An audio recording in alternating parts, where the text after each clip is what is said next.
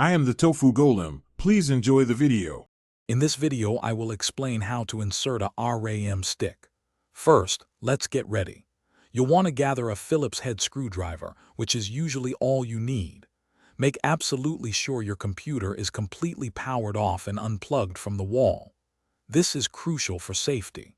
Finally, ground yourself by touching a metal part of the case to discharge any static electricity, protecting your sensitive components. Now it's time to open up your computer. Gently remove the side panel of your computer case. Usually, a few screws hold it in place.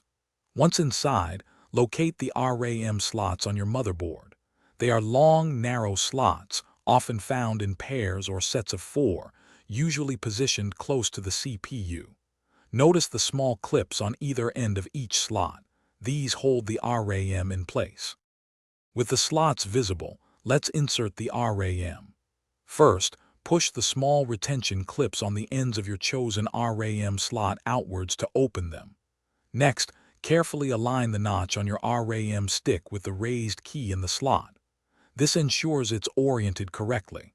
Then apply firm, even pressure to both ends of the RAM stick until you hear or feel the clip snap into place, securing it. You're almost done. Carefully replace the computer's side panel and secure it with its screws. Reconnect all your cables, including the power cord, monitor, and peripherals.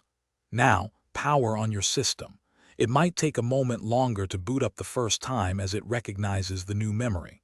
If everything starts normally, congratulations, you've successfully installed your RAM.